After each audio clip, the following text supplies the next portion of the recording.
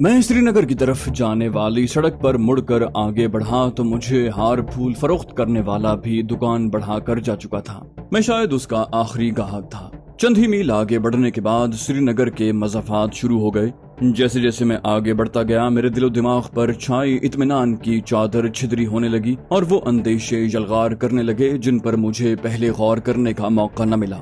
मैं वसूख से नहीं कह सकता था कि मेरे ताक़ुब में निकलने का फैसला लक्ष्मण ने सिर्फ अपने तौर पर किया होगा। हो सकता है उसने अपनी लाडली बल्कि मुंह चढ़ी मोतमिद रागनी को अपने इरादे से आगाह कर दिया हो। ये भी मुमकिन है वो अपने मातहतों को मेरी गैर मौजूदगी का फायदा उठाकर मेरे कमरे की तलाशी लेने का हुक्म सादिर करने के बाद मेरे ताक़ुब में निकला हो। उन्हें मेरे कमरे से तो खैर कुछ नहीं मिला होगा, लेकिन मेरे होटल वापसी के बाद लक्ष्मण भी पीछे पीछे वहाँ न पहुँचा तो वो फौरन शक में पड़ जाएंगे और अपने बॉस की रात गए तक वापसी न होने पर हो सकता है रागनी के इशारे पर या वो बजाते खुद दीवानावार मुझ पर चढ़ दौड़े। एहतियात का तकाजा था कि मैं अपने इन अंदेशों की तस्दीक या तरदीद करने के बाद ही कोई कदम उठाऊं, क्योंकि मैं कोई खतरा मोल लेने का मुतहम्मिल नहीं हो सकता। लिहाजा मैंने सीधे ग्रैंड पैलेस होटल वापस जाने का इरादा तर्क कर दिया और चौराहे से बाएं तरफ गपका रोड पर मुड़ने की बजाय मैं दरमियानी रफ्तार से सीधा आगे बढ़ने लगा। इस दौरान में मेरा जहन तेजी से अपना लाहे अमल मुरतब कर रहा था। मैंने डल झील से मुंसलिक एक नहर का पुल पार किया और सीधा चलता गया। सयाहों का हुजूम वाला पुररौनक इलाका शुरू हो चुका था। मैंने जीप की रफ्तार कम कर ली और गहरी नजरों से इर्द गिर्द का जायजा लेते हुए आगे बढ़ने लगा। बिलाखिर मुझे अपने मतलब की जगह नजर आ गई। ये मुआवजा लेकर फोन कराने वाली एक दुकान थी। उस जमाने में शायद श्रीनगर में भी गिनती की जगहों पर ही ये जदीद सहूलत दस्तयाब थी और उसे इस्तेमाल करने का खासा भारी मुआवजा वसूल किया जाता था। मुझे अपनी बारी के लिए 10-15 मिनट इंतजार करना पड़ा। मैंने बताया कि मुझे श्रीनगर की हुदूद में ही बात करनी है तो दुकान मालिक ने भारी भरकम टेलीफोन मेरी तरफ खिसका दिया। मैंने होटल ग्रैंड पैलेस का नंबर मिलाया और राब्ता कायम होने पर ऑपरेटर को इस्तकबालिया से बात करवाने को कहा। इस्तकबालिया से राब्ता होने पर फोन पर सुनाई देने वाली निस्वानी आवाज मेरे लिए अजनबी थी। मैंने उसे मैडम कोमल से बात करवाने की दरखास्त की। इस दौरान मैं कनखियों से दुकान मालिक का जायजा ले रहा था, लेकिन उसे दूसरे फोन पर सयाह गाहकों के मुख्तलिफ शहरों के नंबर बुक करवाने में मसरूफ पाकर मैं मुतमईन हो गया। अगले ही लम्हे मुझे कोमल की खनकदार आवाज सुनाई दी। उसने शाम का सलाम कहा था। मैंने जवाब देने के बाद अपना नाम लिए बगैर अपनायत भरे लहजे में कहा, कैसी हैं आप? वो लम्हा भर में मुझे पहचान गई और पुरजोश लहजे में बोली, मैं बिल्कुल ठीक हूँ। आप बताइए, लगता है आज श्रीनगर के सब गली कूचों की सैर करके ही वापस आएंगे। मैं पूरी तवज्जो से सुनने के बावजूद उसके लहजे में कोई गैर मामूली बात न भांप सका। लक्ष्मण ने अपने मातहतों को मेरे कमरे की तलाशी लेने का हुक्म दिया होता तो गालिब इम्कान ये था कि वो इस्तकबालिया को इत्मीनान में लेने और बाकायदा चाबी हासिल करके मेरे कमरे में उखाड़ पिछाड़ के लिए जाते हैं। ऐसा हुआ होता तो कोमल का लहजा जरूर सूरत हाल की चुगली खाता और अगर वो वाकई मुझे अपने दिल में किसी खास मकाम पर फाइज कर चुकी है तो मेरे खिलाफ जारी इस साजिश से भी मुझे खबरदार करती। मैंने अपनी खुश उम्मीदी को वक्ती तौर पर एक तरफ रखते हुए मजीद छानबीन की नीयत से कहा, आपको शायद नागवार गुजरे, लेकिन यकीन करें जब से वहाँ अजीब सा माहौल बना है वहाँ का माहौल बदमजा हो गया है। उसने माजरत खाहाना लहजे में कहा, आप ठीक कह रहे हैं मनोहर जी, लेकिन यकीन माने आप मेहमानों से ज्यादा हम होटल वाले कष्ट में हैं। मंत्री जी के चेले चांटे ऐसे ऐसे आदेश झाड़ते हैं कि नाक में दम हो जाता है। मैंने बात अपनी मर्जी के रुख पर आगे बढ़ते देखकर धड़कते दिल के साथ पूछा, ओहो, क्या कोई और नादिर फरमाइश कर दी है शुक्ला जी ने? कोमल ने जले कटे लहजे में कहा, शुक्ला ने नहीं, इस मर्तबा उसके बॉस लक्ष्मण जी ने मनमानी की है, बल्कि इस बार तो हमसे ज्यादा सनातन जी की खोपड़ी घूमी हुई है। मैंने हकीकी हैरानी के साथ कहा, ऐसा कौन सा हुक्म चला है लक्ष्मण जी ने जो सनातन जैसे ताबेदार को भी नागवार गुजरा है? कोमल के लहजे की खफगी अचानक मुसर्रत में बदल गई। बोली, सच बताऊं तो मुझे बहुत खुशी हुई है कि इस बार सनातन जी की भी बारी आ गई। हमें शांति का भाषण देने वाला अब खुद कलेजा पकड़े फिर रहा है। मैंने कहा, अकेले ही खुश होती रहेंगी या कुछ मुझे भी बताएंगी? उसने पहले जैसे मसरूर लहजे में बताया। बोली, 4 बजे के करीब लक्ष्मण यहीं लॉबी से गुजर रहा था कि अचानक दरवाजे से पलट कर आया और कहने लगा कि उसे बाहर जाना है और उसके लिए हाथ के हाथ किसी गाड़ी का प्रबंध किया जाए। आपको तो पता है उस वक्त भी मेरी ही ड्यूटी थी। मैंने पता किया तो मालूम हुआ कि होटल की 4 जीपें मेहमानों को सैर करवाने गई हुई हैं। मैंने लक्ष्मण को सूरत हाल से आगाह करते हुए दरखास्त की कि 1 घंटे का वक्त दे दें, हम बाहर से जीप का प्रबंध कर देते हैं। वो चंद लम्हों के लिए खामोश हुई तो मैंने बेसब्री से पूछा, फिर क्या हुआ? उसने गोया मेरी बेकरारी से लुत्फानंदोज होते हुए कहा। ये बात सुनकर वो बिफर गया और हम सबको खरी खरी सुनाने लगा। सनातन जी के दुर्भाग्य कि वो भी इस मौके पर वहाँ पहुँच गए। लक्ष्मण उन्हें लताड़ने लगा कि अगर चंद मिनट के अंदर अंदर उसे गाड़ी न मिली तो हम सबको छट्टी का दूध याद दिला देगा। फिर वो एक ही बात पर अड़ गया कि सनातन अभी और इसी वक्त अपनी गाड़ी मंगवा कर उसके हवाले करे। मैंने बात काफी हद तक समझ ली थी, लेकिन फिर भी अनजान बनते हुए पूछा, अच्छा तो बेचारे सनातन जी को अपनी जीप लक्ष्मण के हवाले करनी पड़ी? कोमल ने मेरी बात सुनकर बेसाख्ता कहा लगाया, फिर दबे दबे लहजे में कहा, जीप कहाँ मनोहर जी, सनातन जी के पास तो नए मॉडल की चमचमाती हुई लाल फिएट कार है जिसे वो जान से बढ़कर चाहते हैं।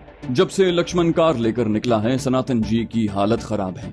बार बार कहते हैं कि वो खुद कभी अपनी कार में शहर से बाहर नहीं निकले कि ऐसी गाड़ी ऊंचे नीचे कढ़ब रस्तों पर चलाने वाली थोड़ी होती है। भगवान जाने लक्ष्मण उसे किन पहाड़ियों और वादियों में लिए फिर रहा होगा, और पता नहीं उसे कठिन पथरीले रास्तों पर गाड़ी चलानी आती भी है या नहीं। और शाम ढलने के बाद से तो वो बेचारे लॉन में होटल के गेट पर नजरें जमाए बैठे हैं। मैंने अपने दिल की गहराइयों से अल्लाह रब्बुल इज्जत के लिए उभरते तशक्कुर के जज्बात के साथ कहा, सनातन जी को परेशान होने की बजाय लक्ष्मण जी की बहन और उनके अमले से पूछना चाहिए। हो सकता है वो उन्हें बता कर गया हो कि कहां और किस मकसद के लिए जा रहा है और कब तक वापस लौटेगा।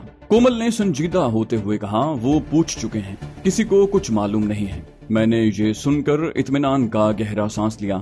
मैं देख रहा था कि दुकान का मालिक मेरी तवील गुफ्तगू से बेजार बल्कि बेकरार होने लगा है। मैंने आंखों ही आंखों में उससे माजरत और थोड़ी सी मोहलत तलब की और कोमल को कहा, वो बात तो दरमियान में ही रह गई जिसे पूछने के लिए मैंने फोन किया था। आपके वीआईपी मेहमान वापस आने से होटल में एक बार फिर इमरजेंसी तो नाफिज नहीं हो गई?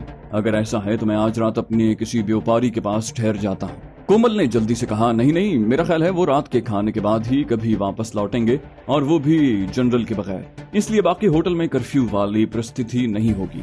अभी उनके आने के लिए कोई सूचना नहीं है, इसलिए आप बेफिक्र होकर वापस आ सकते हैं, आपको कोई कष्ट नहीं देगा। मैंने कहा, फिर ठीक है, मैं कुछ देर के बाद आता हूँ। मैंने कॉल खत्म करके दुकानदार से माजरत की और इजाफी अदायगी की पेशकश की जो उसने मुस्तरद कर दी।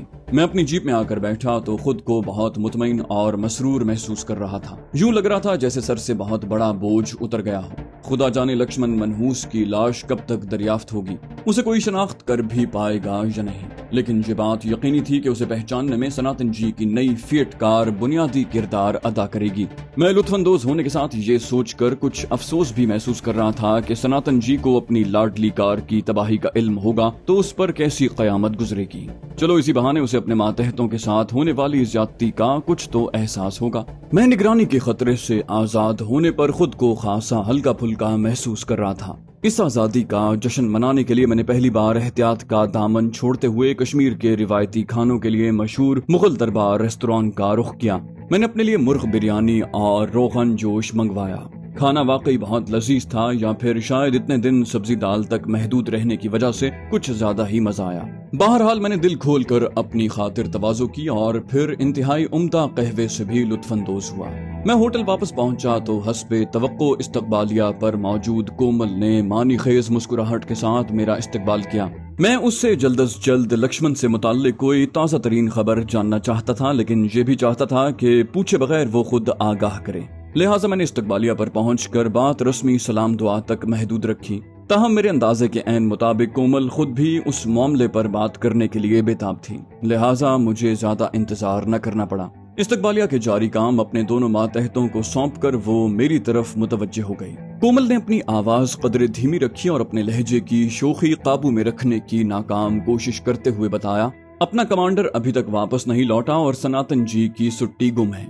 मुझे डर है कहीं उसका हार्ट फेल ना हो जाए। मैं उसका मतलब पूरी तरह समझ गया था और जाहिर है उसने जो कुछ बताया वो मेरे लिए गैर मुतवक्के नहीं था, लेकिन मैंने अनजान बनते हुए कहा, आप कौन से कमांडर की बात कर रही हैं कोमल जी? कोमल ने लगभग खफा होते हुए कहा, आप इतनी जल्दी भूल गए मनोहर जी, वही मंत्री जी की सिक्योरिटी का इंचार्ज और उनका चहीता लक्ष्मण, वो सनातन जी की नई नवेली फिएट कार समेत अभी तक गायब है। मैंने मसनूई हैरानी के साथ कहा, ओ अच्छा, मैं तो समझा था कि अब तक वापस आ गया होगा। वैसे सनातन जी को तसल्ली दें, इतनी भी फिक्र वाली बात नहीं है। हो सकता है वो रात के लिए मखसूस अय्याशी के लिए निकला हो। जाहिरी बात है श्रीनगर में दुनिया के इस कदीम तरीन पेशे के अड्डे होंगे। सुबह होने पर वापस आ जाएगा। वो शायद अपनी बहन की वजह से मनपसंद पुत्रिया इस होटल में नहीं लाना चाहता होगा, इसलिए खुद वहाँ शब बसरी के लिए ठहर गया। मेरी बात सुनकर कोमल के होंठों पर तंजिया मुस्कुराहट उभरी और उसने हिकारत से नाक सुकोड़ कर कहा, हाँ, उसकी बहन तो बहुत सती सावित्री है, जिससे लक्ष्मण को अपने बुरे काम छुपाने पड़ते होंगे। मैंने सादगी से कहा, तो आपको लक्ष्मण के साथ साथ उसकी बहन भी बुरी लगती है, लेकिन रागिनी जी के किरदार के बारे में आपने कैसे अंदाजा लगा लिया? मेरी बात सुनकर वो जहरीली हंसी के साथ बोली, आप वाकई इतने भोले हैं मनोहर जी, या मुझे बुद्धू बना रहे हैं? यहाँ होटल में सबको पता है कि उस श्रीमती को मंत्री निश्चित रूप से अपना दिल बहलाने के लिए साथ लाए हैं और रागिनी के चरित्र के बारे में कोई भी अच्छी राय नहीं रखता। बल्कि मुझे तो हैरत है कि उसने अब तक आप पर डोरे डालने की कोशिश क्यों नहीं की। शायद मंत्री की नाराजगी से बचना चाहती हो। मैंने बदस्तूर मासूमियत से कहा, मैं कोई राजा इंद्र थोड़ी हूँ कि वो लाजिमन मुझ पर ही लट्टू हो, लेकिन आप महिला होने की वजह से बेशक ऐसी चीजों के बारे में ज्यादा आगाही रखती होंगी। वैसे मेरा ख्याल है अपने भाई के यूं बगैर बताए गायब होने पर रागिनी जी भी परेशान होंगी। लक्ष्मण को अगर रंगरलियां मनाने के लिए भी जाना था तो उसे कोई अच्छा सा बहाना घड़कर कम से कम अपनी बहन को तो अपने रात गए या सुबह तक गायब रहने के हवाले से ज़हनी तौर पर अभी मैं अपनी बात पूरी न कर पाया था कि मैंने कोमल को सामने की तरफ देखकर चौकस होकर खड़े होते देखा। मैंने उसकी नजरों के ताकुब में देखा तो चनार रेस्टोरेंट की तरफ से होटल का जनरल मैनेजर सनातन इस्तकबालिया की तरफ आता नजर आया। इतनी दूर से भी उसके चेहरे पर परेशानी के आसार नुमाया थे। करीब आकर सनातन ने कदरे उम्मीद भरी नजरों से कोमल की तरफ देखा, लेकिन उसे नफी में गर्दन हिलाते देखकर उसके चेहरे पर फैली मायूसी गहरी हो गई। उसने कहा, मैंने इस्माइल भट्ट को प्राइम मिनिस्टर हाउस में फोन करके भी पता करवा लिया है। लक्ष्मण जी वहां पर भी नहीं पहुंचे। इस्माइल का कहना है कि हेलीकॉप्टर में सिर्फ कृष्णा जी, जनरल थिमिया और एसपी जी प्राइम मिनिस्टर बख्शी से मीटिंग के लिए पहुंचे हैं। अब वो तीनों बख्शी जी के साथ डिनर कर रहे हैं और उनके वहां पहुंचने से अब तक किसी को बाहर से पीएम हाउस में प्रवेश की अनुमति नहीं दी गई। इस पर कोमल ने कहा, सर नाराज ना हो तो एक और संभावना बताऊं? सनातन ने चौंक कर कहा, कैसी संभावना? जल्दी से बताओ, मैं क्यों नाराज हूँगा? कोमल ने कहा, लक्ष्मण ने आपके बार बार पूछने के बावजूद नहीं बताया कि वो आपकी गाड़ी लेकर कहाँ जा रहे हैं। इससे मुझे संदेह हो रहा है कि वो किसी ऐसी जगह गए हैं जहाँ के बारे में बताते हुए उन्हें दुविधा हो रही है। हो सकता है सवेरा होने पर वो खुद ही वापस आ जाएं। मेरी छोड़ी हुई फुलझड़ी कोमल ने निहायत दीदा दलेरी से अपनाते हुए सनातन के गोश गुजार कर दी। मैंने उस गंजे और मोटे शख्स को चौंकते हुए देखा। बात शायद उसके दिल को लगी थी। उसने कुछ सोचते हुए जोश और उम्मीद के मिले जुले जज्बात के साथ कहा, तुम्हारा अंदाजा ठीक हो सकता है कोमल। फिर उसने एक नजर मेरी तरफ देखा और फिर अपनी आवाज दबाते हुए कहा, मैं अभी किसी को खिजरगान का पता लगाने के लिए भेजता हूँ। वो खुद ही अपने कारिंदों के जरिए मालूम करवा लेगा कि आज रात मेरी कार में कोई शख्स किसी वैश्या के पास तो नहीं आया है। उसकी बात सुनकर कोमल ने कुछ हैरान होकर पूछा, उसने एक बार फिर पहले की तरह अपना जाल फैला लिया है क्या? सनातन ने हाँ में गर्दन हिलाते हुए कहा, हाँ, वो तो पिछले 8-10 साल में पहले से भी ज्यादा मालदार और ताकतवर दलाल बन चुका है। अब तो वो मुख्य सरकारी अधिकारों को साथ मिलाकर धंधा कर रहा है। सुभान के मरने के बाद कौन उसे रोक टोक करने वाला था, परंतु वो मेरा आदर करता है और मेरी कोई बात नहीं टालता। मैं अपनी चिंता उस तक पहुंचाता हूँ। इतना कहकर सनातन वहां से चल दिया। उसे जाते देखकर कोमल ने दबे दबे लहजे में मुझे मुखातिब किया। बोली, वो पिंप उसकी बात कैसे टाल सकता है? सबसे भारी माल वाले ग्राहक तो उसे ग्रैंड पैलेस होटल से ही मिलते हैं। मैंने हकीकी ताज्जुब के साथ कहा, अच्छा, तो ग्रैंड पैलेस में कॉल गर्ल्स भी बुलवाई जाती हैं? कोमल ने इस बात में गर्दन हिलाई। बोली, ये गंदा धंधा तो हर जगह चलता है मनोहर जी।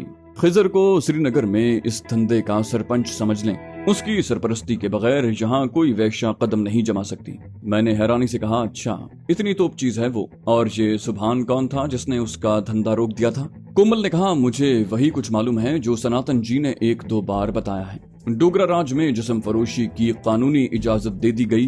मोहम्मद सुभान नाम के एक कश्मीरी ने इस गंदे धंधे के खिलाफ मुहिम चलाई थी। वो अपने शहर को जिस्म फरोशी से पाक करना चाहता था। उसने रफ्ता रफ्ता बहुत से साथी बना लिए थे। वो एक बार्बर था। वो दिन में लाल चौक में दुकान चलाता था और रात को अपने साथियों के साथ वेश्याओं के अड्डों के पास मंडली बनाकर ग्राहकों को बदनामी और पाप से डराता। सुभान कविताएं भी लिखता था। वो और उसके साथी वेश्याओं के अड्डों के सामने जोर जोर से ये कविताएं पढ़ते और ग्राहकों को शर्म दिलाते, जिससे बहुत से ग्राहक वापस चले जाते और वापस आने से कतराते। मैंने हैरानी से कहा, तो क्या गंदा धंधा करने वाले उसे ऐसा करने से रोकते नहीं थे? कोमल ने कहा, सनातन जी ने बताया तो है। खिजर और उसके साथी पिम्प्स ने कई बार उस पर हमले करके उसकी हत्या करने की कोशिश की। अगर वफादार साथी जान पर खेलकर उसे न बचाते तो सुभान को शुरू में ही खत्म कर दिया जाता। उसके साथ साथ सुभान और उसके साथियों के खिलाफ अनगिनत केस भी ठोके जाते, परंतु थोड़ा थोड़ा करके सुभान से आवाज मिलाने वालों की संख्या बहुत ज्यादा बढ़ गई और उन्होंने इस धंधे पर प्रतिबंध के लिए कोर्ट में पिटीशन जमा करवा दी। उसके बाद असेंबली में आवाज उठी और ये धंधा लगभग बंद हो गया। मैंने पूछा, फिर क्या हुआ? कोमल ने कदरे उदासी से कहा, फिर सुभान बीमार पड़ गया और दमे के रोग ने आखिर उसकी जान ले ली। उसके बाद धीरे धीरे सब पहले जैसा हो गया और खिजर पिंप एक बार फिर राजा बन गया। मैंने कहा, और उसके राज को मजबूत बनाने में इस होटल का भी मुख्य योगदान है, क्योंकि यहाँ तो सब ऊंचे स्टेटस वाले ग्राहक ही आते हैं। मेरी बात से कोमल कुछ सटपटाई, लेकिन मेरा मकसद उस बेचारी को शर्मिंदा करना थोड़ी था। लिहाजा मैंने मौजू बदल दिया और पूछा, तो आपके वीआईपी मेहमान आज कश्मीर के एमपी साहब के मेहमान बनकर गए हुए हैं? कोमल ने इस बात में सर हिलाया, बोली, सनातन जी ने बताया है कि बख्शी जी की तरफ से अचानक बुलावा आया था। वो अपनी कुर्सी मजबूत बनाने का ये चांस कैसे बेकार जाने दे सकते हैं। मैं जानबूझकर उस बजाहिर बेमकसद गुफ्तगू को आगे बढ़ा रहा था। मैं चाहता था कि सनातन की तरफ से खिजर पिंप से राब्ते का कुछ नतीजा मेरे इल्म में आ जाए, जो जाहिर है नफी में ही सामने आने वाला था, क्योंकि लक्ष्मण बेचारा तो किसी जिस्म फरोश हसीना की बजाय अंधी खाई की आगोश में आराम कर रहा था। ताहम जब मजीद 15 मिनट तक सनातन वापस न लौटा तो मुझे मजबूरन कोमल से इजाजत लेकर अपने कमरे में जाना पड़ा। मैंने कमरे में पहुंचकर अपने लिए चाय मंगवाई और बिस्तर पर दराज हो गया। मुझे अब कृष्णा मेनन और एसपी इंजीनियर के वजीर आजम हाउस में जियाफत उड़ाने के बाद वापस लौटने का इंतजार था। एसपी इंजीनियर ने मुझे आज रात बुलाकर अपनी आप बीती सुनाने के आगाज का वादा किया था, लेकिन अचानक पीएम हाउस में बुलावे से मुझे ये प्रोग्राम मिट्टी में मिलता नजर आ रहा था। मुझे लगा कि शायद अब कल रात तक के लिए बात टल जाएगी, जो मेरे लिए कोई साजगार सूरत हाल नहीं होगी। मुझे असल खदशा ये सता रहा था कि कहीं इससे पहले लक्ष्मण की लाश दरियाफ्त न हो जाए। मुझे बखूबी इदराक था कि इस सूरत हाल में यहाँ जबरदस्त अफरा तफरी फैल सकती है, लेकिन ऐसा होने से रोकने की मेरे पास कोई सूरत नहीं थी। मैं ये दुआ ही कर सकता था कि एसपी इंजीनियर जल्द ही लौट आए और मुझे उससे मुलाकात करके अपने पत्ते दिखाने का मौका मिल जाए। रागिनी के साथ उसकी 2 रंगीन और संगीन तस्वीर मेरी अंदरूनी जेब में महफूज थी। जैसे जैसे इंतजार तवील हुआ, मैं इस तरह कैफियत में मुब्तला होता चला गया। जो कुछ मैं बज़ाहिर कामयाबी से कर आया था, उसकी रोशनी में मुझे तमानियत महसूस होनी चाहिए थी, लेकिन जाने क्यों मैं अंदरूनी तौर पर बेचैनी महसूस कर रहा था, जैसे मैं कुछ भूल रहा हूँ। कोई अहम पहलू मुझसे नजरअंदाज हो रहा है। मैं जानता था कि अब मैं उस वक्त तक सुकून की नींद नहीं सो सकूंगा जब तक मैं अपनी वो गलती दरियाफ्त न कर लूं।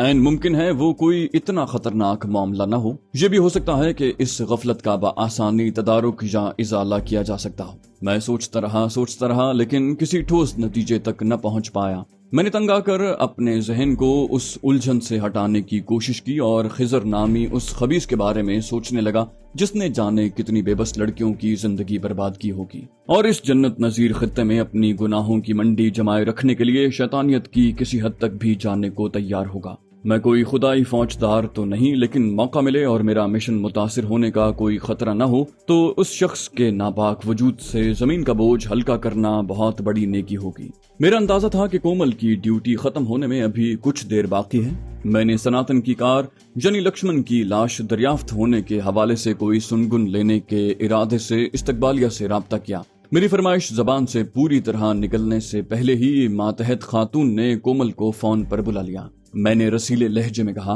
आपको बिला वजह जहमत देने की माफी चाहता हूँ कोमल जी। दरअसल सनातन जी की गाड़ी का हशर जानने की बेचैनी ने मेरी नींद उड़ा दी है। उस गंदे शख्स के गंदे करतूतों की मंजिल के बारे में उस गंदे तरीन शख्स यानी खिजर से कुछ मालूम हुआ। मेरे अंदाजे के मुताबिक कोमल ने गंदे की इस गर्दान का पूरा लुत्फ लेते हुए कहकहा लगाया और फिर कहा, सनातन जी ने बताया है कि उनका पैगाम उस पिंप तक पहुंच गया है और उसने अपने कारिंदे शहर के मुख्तलिफ हिस्सों और हाउस बोट्स में वाक़े वेश्याओं के अड्डों की छानबीन के लिए भेज दिए हैं। 1-2 घंटे तक पता लग जाएगा। मैंने हंसते हुए कहा, तब तक तो आपके सनातन जी का खून खुश्क हो जाएगा। खैर, अब आपकी ड्यूटी तो खत्म हो रही है, सनातन जी जाने और उसका काम। उसने हंसते हुए मेरी तायद की और रात का सलाम करके राब्ता खत्म कर दिया। मैं फोन रख कर एक बार फिर उस खोई हुई कड़ी की तलाश में दिमाग लड़ाने लगा जिसकी तरफ मेरी छठी हिस्स बार बार इशारा कर रही थी। मुझे असल उलझन इस बात से हो रही थी कि मेरे जहन का कोई खुफिया गोशा ये भी इशारा कर रहा था कि वो कोई बिल्कुल सामने की बात है। अचानक मेरे फोन की घंटी बज उठी। मैं बुरी तरह चौंका। रिसीवर उठाने तक के मुख्तसर वक्फे में पहला ख्याल यही मेरे जहन में लहराया कि शायद लक्ष्मण की लाश दरियाफ्त हो गई है और कोमल ने मुझे इत्तला देने के लिए फोन किया है। लेकिन दूसरी तरफ से एक भारी सी मर्दाना आवाज कान में पड़ी। कोई नाकिस तलफ्फुज में इंग्लिश बोलते हुए पूछ रहा था, आप मनोहर जी बात कर रहे हैं? मैंने मोहतात लहजे में कहा, जी हाँ, आप कौन हैं और मैं आपकी क्या खिदमत कर सकता हूँ? मेरा जहन तेजी से आवाज पहचानने की कोशिश कर रहा था जो मुझे कुछ मानूस लग रही थी। जवाब में बोलने वाले का लहजा अचानक दोस्ताना हो गया। बोला, मनोहर जी, मैं शुक्ला बात कर रहा हूँ, आपने पहचाना नहीं? मैंने जल्दी से कहा, बिल्कुल पहचान गया हूँ शुक्ला जी, मैं खुद आपसे राब्ता करने वाला था। क्या आप बता सकते हैं कि एसपी जी वापस आ गए हैं या नहीं? उन्होंने आज रात मुझे मुलाकात का वक्त दे रखा है। शुक्ला ने बदस्तूर खुशगवार लहजे में कहा, मुझे पता है मनोहर जी, एसपी इंजीनियर और मंत्री जी होटल में तो वापस आ चुके हैं, लेकिन एसपी जी ने पूछा है कि आप अभी उनके पास आना चाहेंगे या प्रोग्राम कल तक के लिए मुलतवी कर दिया जाए। मैंने कहा, शुक्ला जी, आप बहुत समझदार और सीनियर अफसर हैं, ये बताइए कि आपका क्या अंदाजा है? एसपी जी मुझसे अभी मुलाकात करना चाहते हैं या कल तक इंतजार बेहतर रहेगा? शुक्ला खुद को इतनी अहमियत मिलने पर शायद खुशी से फूल गया था। उसने अपने लहजे में गैर जरूरी तफाखुर भरते हुए कहा, आपने ठीक अंदाजा लगाया मनोहर जी, मुझे साहब लोगों का मूड जांचने में महारत हासिल है। एसपी जी आपसे आज और अभी मिलने के लिए बेताब हैं, लेकिन सिर्फ इस ख्याल से हिचकिचा रहे हैं कि कहीं आपको नींद ना आ रही हो। मैंने कहा, अपनी राय देने का बहुत शुक्रिया शुक्ला जी, एसपी जी को कहें कि मैं अभी हाजिर होना पसंद करूंगा। आपसे इतनी गुजारिश है कि सिक्योरिटी वालों को बता दें कि मुझे एसपी के पास आने की इजाजत देते हैं। शुक्ला ने पूरा एतमाद लहजे में कहा, आप फिक्र न करें मनोहर जी, वो आपको सर आंखों पर बिठाकर यहाँ छोड़कर जाएंगे, लेकिन वो आपसे गुजारिश थी मेरी वो पश्मीना शॉल। मैंने उसकी बात काटते हुए कहा, फिक्र न करें शुक्ला जी, आपकी अमानत मैं साथ लेकर आ रहा हूँ। मेरी बात सुनकर शुक्ला खुश हो गया। उसने कहा, धन्यवाद मनोहर जी, आप चेक पोस्ट पर पहुंचे, बिल्कुल चिंता न करें, मैं आपको वहां मौजूद मिलूंगा। मैंने राब्ता खत्म करके 2 पश्मीना शॉलें 2 अलग अलग पैकेटों की शक्ल में बांध कर साथ ली और कमरे से निकलकर खिरामा होटल के दरवाजे की तरफ बढ़ने लगा। मैं ये यकीनी बनाना चाहता था कि मैं चेक पोस्ट पर पहुंचूं तो शुक्ला पहले से वहां मौजूद हो। मैं चेक पोस्ट पर तैनात सिक्योरिटी अमले को तफसीली जामा तलाशी का मौका देने का खतरा मोल नहीं ले सकता था। एसपी इंजीनियर और रागनी की 2 माजूब तस्वीर के अलावा मैं अपना पिस्तौल भी लिबास में छुपाकर साथ ले जा रहा था। मुझे बखूबी इदराक था कि मैं मामला हाथ से निकलने का मुतहम्मिल नहीं हो सकता।